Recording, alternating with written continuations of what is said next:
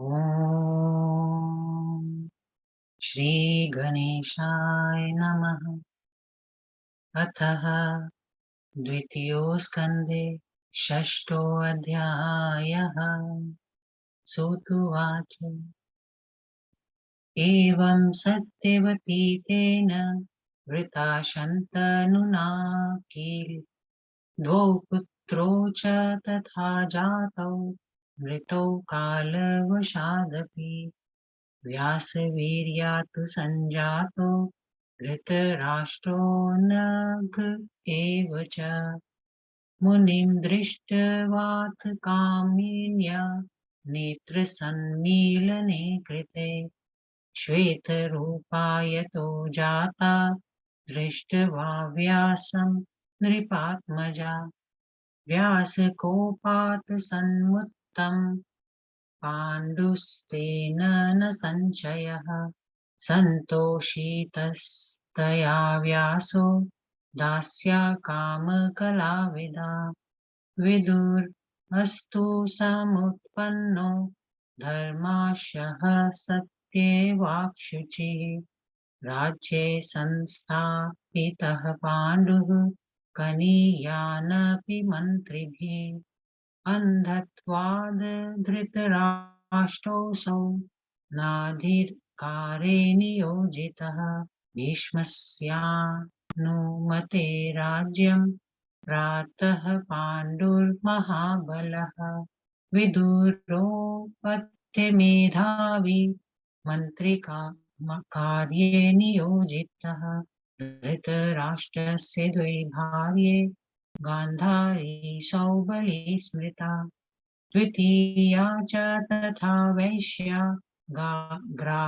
गार्हस्थ्येषु प्रतिष्ठिता पाण्डोरपि तथा पत्न्यौ द्वे प्रोक्ते वेदवादिभिः शौरसेनी तथा कुन्ती माद्री च मद्रदेशजा गान्धारी सुषुवे पुत्र शतं परमशोभनम् वैश्यापयेकं सुतं कान्तं युयुत्सु सुषुवे प्रियं कुन्ती तु प्रथमं कन्या सूर्यात् कर्णं मनोहरम् सुषुवे पितृगेहस्था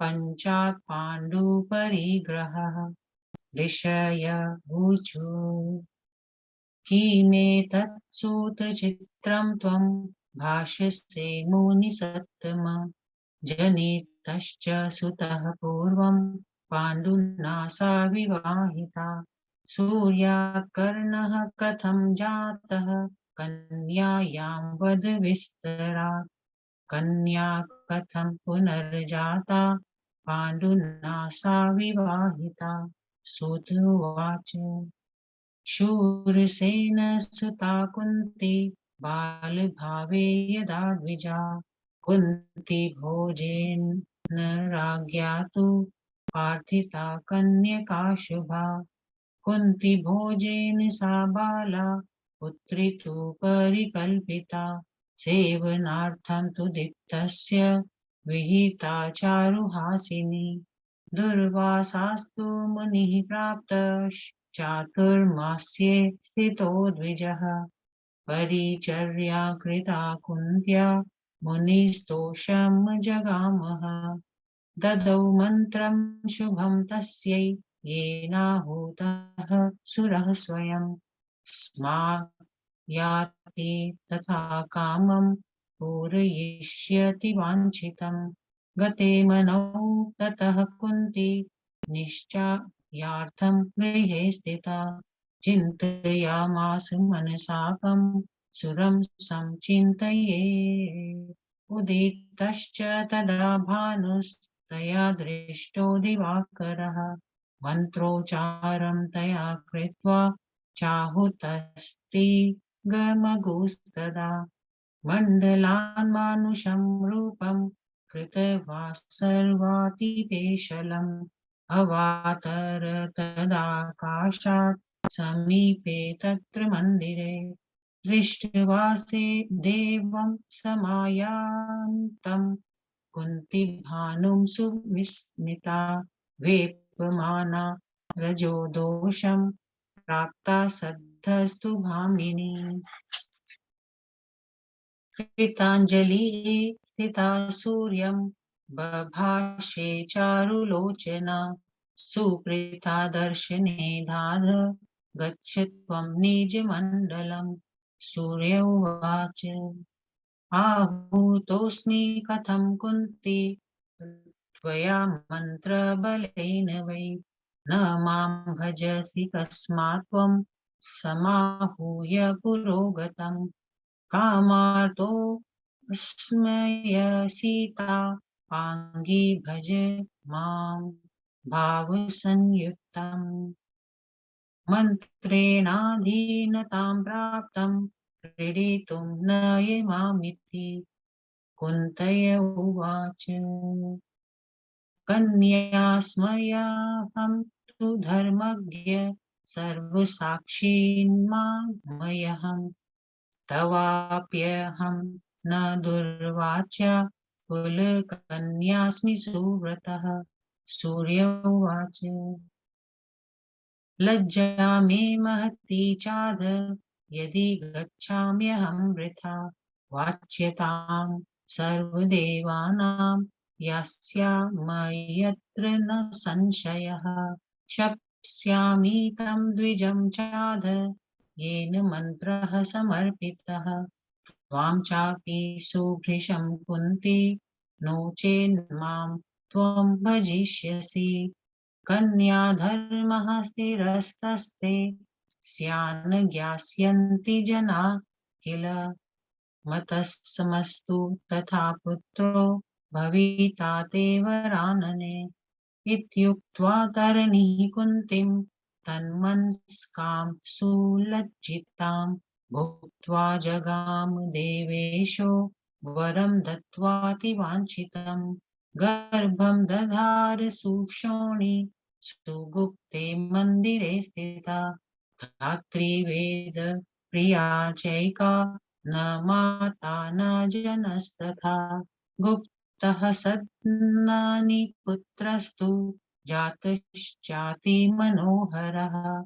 कवचेनातिरन्मन्येन कुण्डलाभ्यां समन्वितः।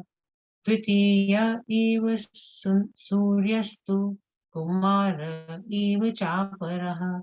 करे कृत्वाथ धात्रेयी तामुवाच सुलज्जितां कां चिन्तां करभोरो त्वमाधस्येद् स्थितास्मयहं। मुञ्जुषायां सुतं कुन्ती मुञ्चन्ति वाक्यं ब्रवीत् किं करोमि सुतार्थाहं त्यजे त्वां प्राणवल्लभम्। मन्दभाग्या त्यजामि त्वां सर्वलक्षणसंयुतं। पातु त्वां सगुणा गुणा भव भगवती सर्वेश्वरी। चाम्बिका तन्यसैव ददातु विश्वजननी कात्यायनी कामदा। द्रक्ष्येयं मुखपङ्कजं सुललितं प्राणप्रियाहं। कदा त्यक्त्वा त्वां विजने वने रविसुतं दुष्टा यथा स्वैरिणी। पूर्वस्मिन्नपि जन्मनि त्रिजगतां माता न चाराधिता न ध्यातं पदपङ्कजं सुखकर्मं देव्या शिवा शाचिरम्। तेनाहं सुतदुर्भागा अस्मिन् सततं त्यक्त्वा पुनस्त्वां वने तपस्यामि प्रिये पातकस्मृतवती बुद्धया कृतं यत् स्वयं। सूत उवाच इत्युक्त्वा तं सुतं कुन्ती मुञ्जुषायां सुतं किल धात्रीहस्ते ददौ भीता जनदर्शनतस्तथा स्नात्वा त्रस्ता तदा कुन्ती पितृवेश्मन्युवाससा मञ्जुषा वहमाना च प्राप्ता अधीरथेन वै राधासुतस्य भार्या वै तया सौ प्रार्थितः सुतः कर्णो भूद्बलवान् वीरः पालितः सूतसन्ननी कुन्ती विवाहिता कन्या पाण्डुना सा स्वयंवरे माद्री चैवापरा भार्या मद्रराजसुता शुभा मृगयां रमणा रममाणस्तु वने पाण्डुर्महाबलः जगान मृगबुद्धया तु रममाणं मुनिं वने शप्तस्तेन तदा पाण्डुर्मुनिना कुपितेन च स्त्रीसङ्गं यदि कर्तासि तदा ते मरणं ध्रुवम् इति शप्तस्तु मुनिना पाण्डुः शोकसमन्वितः त्यक्त्वा राज्यं वनेवासं चकार भीषदुःखितः कुन्ती माद्री च भार्ये द्वै जगमतुः ससङ्गते सेवनार्थं सती धर्मं संशिते मुनिसत्तमाः गङ्गातीरे स्थितः पाण्डुर्मुनीनामाश्रमेषु च शृण्वनो धर्मशास्त्राणि चकार दुश्चरं तपः कथायां वर्तमानायां कदाचिद्धर्मसंशितम् आशृणोद्वचनं राजा सुपृष्टं मुनिभाषितम् अपुत्रस्य गतिर्नास्ति स्वर्गे गन्तुं परन्तप येन केनाप्युपायेन पुत्रस्य जननं चरेत् अंशजः पुत्रिका पुत्रः क्षेत्रज्यो गोलकस्तथा कुण्डः सहोदः कानीनः प्रीतः प्राप्तस्तथा वने दत्तः केनापि चाशक्तौ धर्मग्राही सुता स्मृता उत्तरोत्तरतः पुत्रा निकृष्टा इति निश्चयः इत्याकर्ण तदा प्राह कुन्तीं कमललोचनाम् सुतमुत्पादयाशु त्वं मुनिं गत्वा तपोन्वितम् ममाज्ञानादोषस्ते पुरा राज्ञा महात्मना वसिष्ठा जनितः पुत्रः सौदासेनेति मे श्रुतम् तं कुन्ती वचनं प्राह मम मन्त्रोऽस्ति कामदः दत्तो दुर्वाससा पूर्वं सिद्धिदः सर्वथा प्रभो निमन्त्रयेऽहं यं देवं मन्त्रेणानेन पार्थिव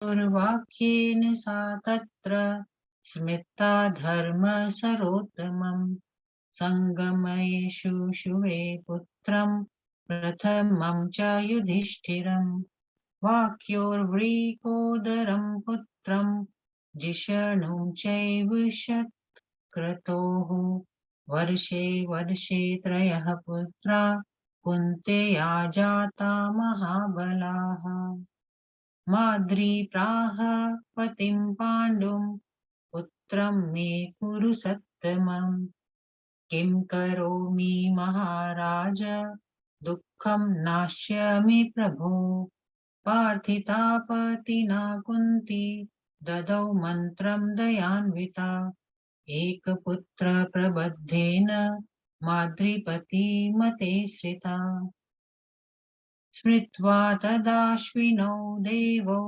मद्राजसूतासुतौ नकुलः सहदेवश्च सुषुवेवरवर्णिनि एवं ते पाण्डवा पञ्च क्षेत्रोत्पन्नासुरात्मजा वर्षान्तरे जाता वने तस्मिन् द्विजोत्तमाः एकस्मिन् समये पाण्डुर्माद्रीं दृष्ट्वाथ निर्जने आश्रमे चातिकामार्तो जग्राहागतवैश्यसः मामेति बहुधा निषिद्धोऽपि तया भृशम् आलिङ्गप्रियां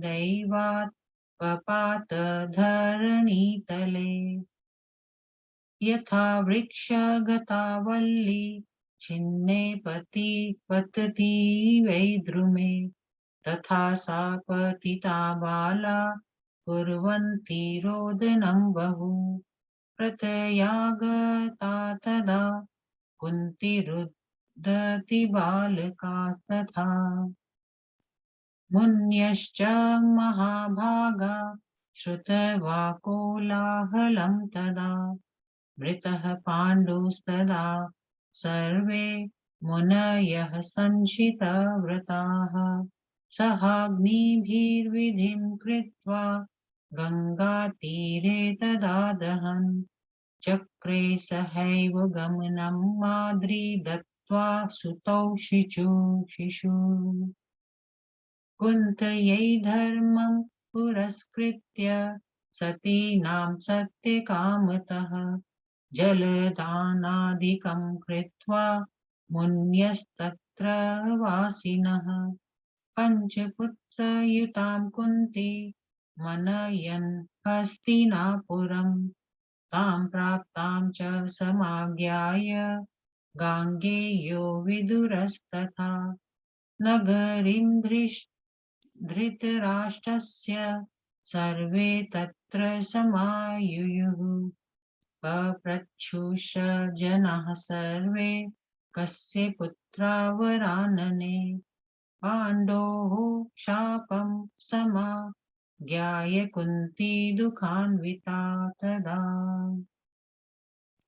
तानुवाच सुराणां वै पुत्राः कुरुकुलोद्भवा विश्वासार्थं समाहूता कुन्तया सर्वे सुरास्तदा आगत्य खेतदा तैस्तु कथितं नः सुता किल भीष्मणेन सत्कृतं वाक्यं देवानां सत्कृताः सुताः गता नागपुरं सर्वे तानादाय सुतान् बभूवुः भीष्मादयः प्रीतचित्ताः पालयामासुरस्तथा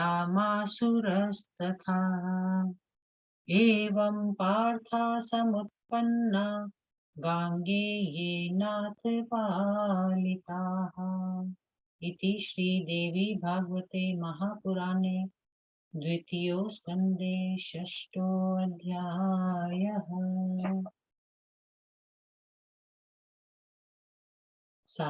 छठा अध्याय हिंदी अनुवाद। पांडवों के जन्म की कथा। सूत जी बोले, हे मुनि वृंदन, इस प्रकार राजा शंतनु ने सत्यवती के साथ अपना विवाह किया। उसके गर्भ से चित्रागत तथा विचित्र वीर्य नाम के 2 पुत्र उत्पन्न हुए, किंतु कालवश वे जल्दी ही मर गए। बाद में व्यास जी के वीर्य से जन्मार्थ धृतराष्ट्र का जन्म हुआ, क्योंकि गर्भाधान के समय लाजवश स्त्री ने अपनी नेत्र मूंद किए थे। उसके बाद फिर गर्भाधान के समय छोटी रानी व्यास को देखकर पीली पड़ गई, जिससे व्यास जी कुपित हो गए। उससे जो पुत्र हुआ वह पांडु वर्ण का था। तत्पश्चात काम कला में निपुण दासी ने व्यास जी को प्रसन्न किया। उससे विदुर का जन्म हुआ। विदुर बड़े धर्मात्मा, सत्यवादी तथा पवित्र विचार के पुरुष थे। धृतराज जन्म के अंधे थे, इस कारण वे राजगद्दी पर नहीं बैठाए गए, बल्कि छोटे होते हुए भी पांडु को मंत्रियों में राज्य सिंहासन पर अभिषेक कर दिया। गांगे भीष्म की सलाह से ही महाबली पांडु को राज्य मिला। परम मेधावी विदुर मंत्री पद पर नियुक्त हुए।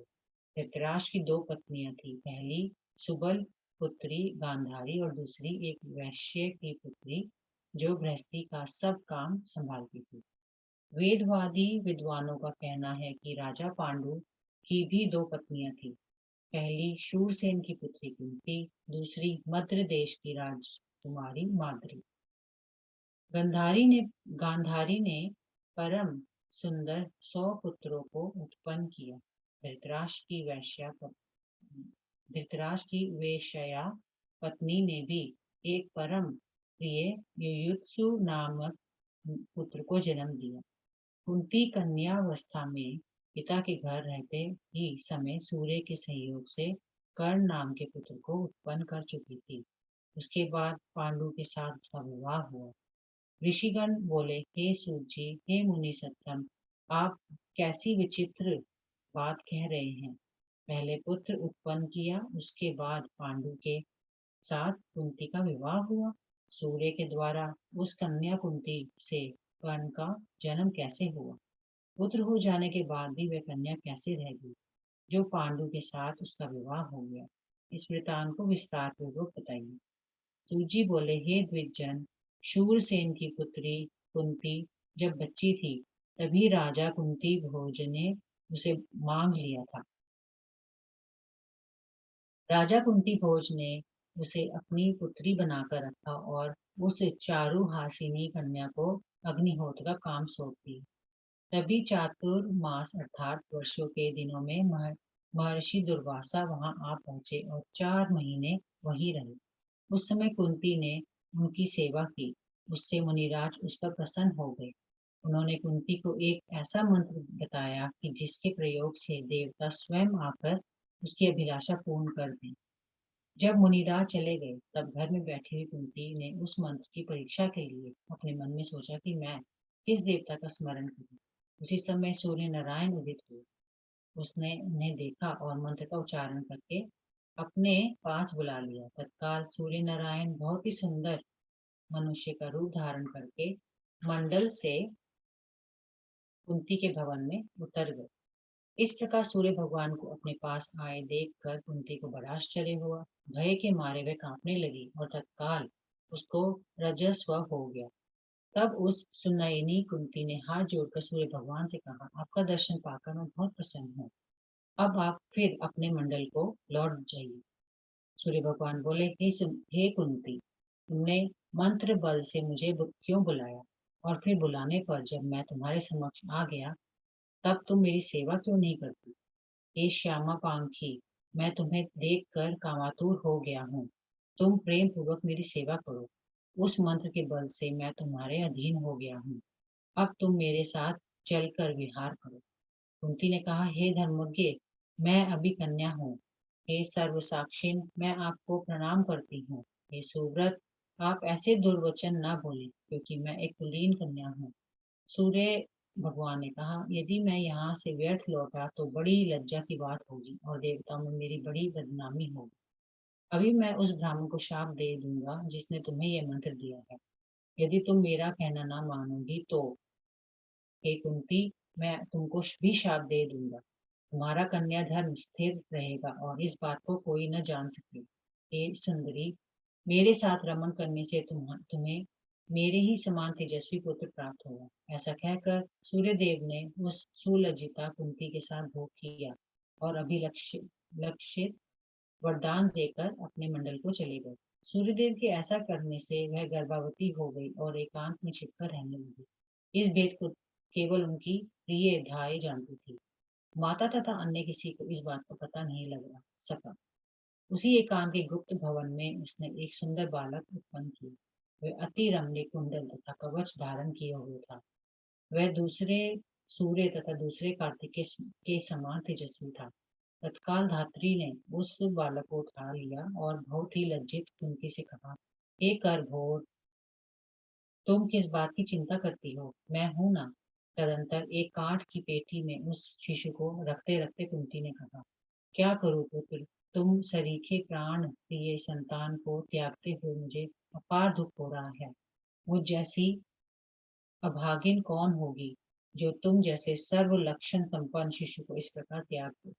सगुणा निर्गुणा भगवती सर्वेश्वरी और अंबिका का तुम्हारी रक्षा कर।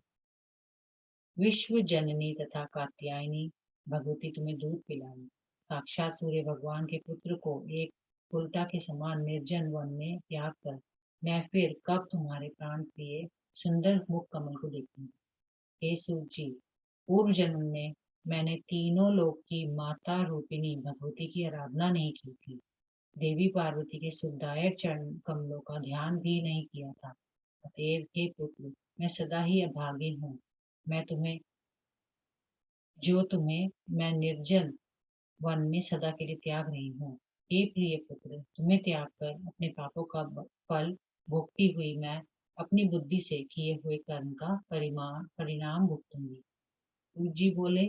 ऐसा कहकर कुंती ने संदूक में रखे हुए शिशु को लोगों की दृष्टि से बचाते हुए भयभीत भाव से धात्री को दे दिया। इसके बाद स्नान करके कुंती अपने पिता के घर चली गई। उधर गंगा जी में डाली हुई सिंदूक बहती बहती गई सारथी अधिरथ को मिली। सूत अधिरथ की भार्या राधा थी। सो विनय करने पर अधिरथ ने वह शिशु राधा को दे दिया। सूत के घर में पलकर युवावस्था प्राप्त करके कर्ण बड़ा वीर और बलवान हुआ। तदंतर स्वयंवर में कुंती का विवाह पांडु के साथ हो गया।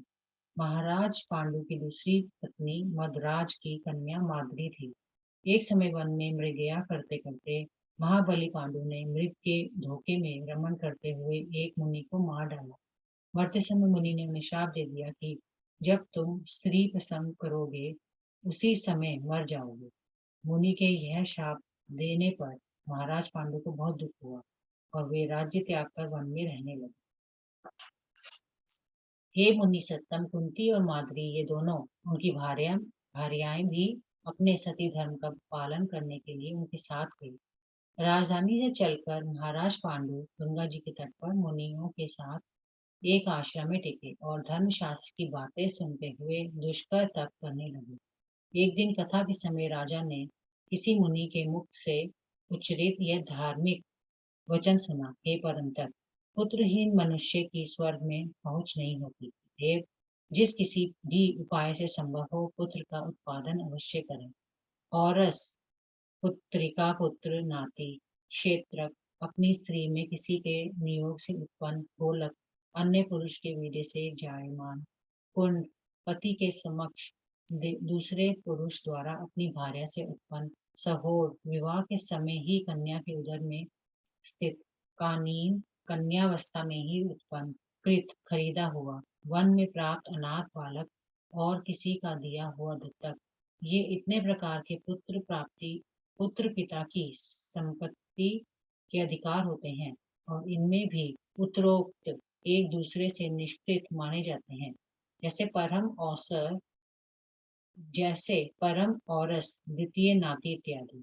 यह वचन सुनकर राजा पांडु ने कमल नयनी स्त्री कुंती से कहा कि तुम किसी तपस्वी मुनि के पास जाकर शीघ्र पुत्र उत्पन्न करो। मेरी ऐसी आज्ञा होने के कारण तुम्हें कोई दोष नहीं लगेगा। मैंने ऐसा सुना है कि प्राचीन काल में राजा सौदास ने वशिष्ठ से पुत्र उत्पन्न कराया था। यह सुनकर कुंती ने कहा, हे प्रभु, मेरे पास एक ऐसा मंत्र है जिससे सब कामनाएं पूर्ण हो जाती हैं। पूर्व काल में महर्षि दुर्वासा ने वह सिद्धिदायक मंत्र मुझे दिया था। हे महाराज, इस मंत्र द्वारा मैं जिस देवता को बुलाती हूँ वह बरबस आकृष्ट होकर मेरे पास चला आता है। तदंतर पति की आज्ञा से कुंती ने सुश्रेष्ठ धर्मराज का स्मरण किया और उसके साथ सहवास करके प्रथम पुत्र युधिष्ठिर को उत्पन्न किया। फिर दूसरे वर्ष कुंती ने वायु का आह्वान करके भीम को तथा तीसरे साल इंद्रदेव को निमंत्रित करके कुंती ने अर्जुन को उत्पन्न किया। इस प्रकार 3 वर्षों में कुंती ने 3 बलवान पुत्र उत्पन्न किए। तब राजा पांडु दूसरी ने भाद्री ने पति के पास जाकर कहा, हे गुरु सत्तम, मुझे भी पुत्र प्रदान कीजिए। हे महाराज, मैं क्या करूं? हे प्रभु, आप मेरा दुख दूर करिए। पति के विशेष अनुरोध करने पर कुंती ने दया करके वह मंत्र भाद्री को भी बतला दिया। पति की अनुमति पाकर माद्री केवल एक पुत्र की प्राप्ति के लिए राजी हो गई। तदनुसार माद्री ने अश्विनी कुमार का स्मरण किया और उनके सहवास से उसके नकुल और सहदेव नाम के दो पुत्र उत्पन्न हुए। हे द्विजोत्तम गण, इस प्रकार वे पांचों पांडव देवताओं के वीर्य से श्वेतज रूप में उत्पन्न हुए। उस वन में प्रतिवर्ष के क्रम से 5 वर्ष में पांचों वर्ष पांडव जायमान हुए। एक समय राजा पांडु ने माद्री को एकांत में देखा तो मृत्यु काल निकट होने के कारण अत्यंत कामातुर होकर उन्होंने उन्हें पकड़ लिया। माद्री ने नहीं नहीं करके बारंबार मना करने पर भी भाग्यवश उन्होंने उसे जबरदस्ती लिपटा लिया और पूर्वकालीन शाप के कारण तत्काल मरकर धरती पर गिर गया। जैसे वृक्ष पर लस्सी हुई लता वृक्ष के कट जाने पर गिर पड़ती है, उसी प्रकार माद्री जोर जोर से विलाप करती हुई गिर गई। माद्री का रुदन देखकर कुंती तथा उनके बालक भी रोते हुए आ पहुंचे। कोलाहल सुनकर आश्रम के मुनि भी एकत्र हो गए। इस प्रकार जब राजा पांडु मर गए, तब व्रतधारी मुनियों ने चिंता लगाकर उसी गंगा तट पर उनका दाह संस्कार कर दिया। पतिव्रता स्त्रियों में अग्रणी माद्री अपने पुत्रों को कुंती के हाथों सौंपकर पति के साथ सती हो गई। वहां के निवासी मुनियों ने दिवंगत राजा पांडु को जलांजलि दी और कुंती तथा उसके पांचों पुत्रों को साथ लेकर हस्तिनापुर चले गए। कुंती के लौटने की खबर पाकर भीष्म, विदुर और अन्य लोग हस्तिनापुर में धृतराष्ट्र की नगरी में जा पहुंचे। उन सबने कुंती से कहा, हे सुमुखी, ये पुत्र किसके हैं? तब कुंती ने बड़े दुख के साथ पांडु को प्राप्त शाप का उल्लेख करके उन लोगों से कहा कि ये सब देवताओं के अंश से जायमान पुत्र हैं। उन्हें विश्वास दिलाने के लिए कुंती ने मंत्र का प्रयोग करके सब देवताओं को वहां बुला लिया। तदनुसार आकाश मंडल में आकर देवताओं ने वहां कहा, हाँ, ये सब पुत्र हमारे अंश से उत्पन्न हुए हैं। देवताओं के वचन को प्रमाणिक वर्ता द्रौपदी थी मानकर देवव्रत भीष्म ने उन पांचों देव पुत्रों का स्वागत सत्कार किया। तदंतर पांचों पांडवों तथा राजमाता कुंती को लेकर वे सब हस्तिनापुर गए और भीष्म आदि स्वजन बड़ी प्रसन्नता के साथ आर्थिक सहायता करते हुए उनका पालन करने लगे। इस प्रकार पांडवों की उत्पत्ति हुई और भीष्म ने उनका पालन पोषण किया। इति श्री देवी भागवते महापुराणे द्वितीय स्कंदे भाषा टीकायां षष्ठो अध्याय। ओम श्री दुर्गा देवी नमः।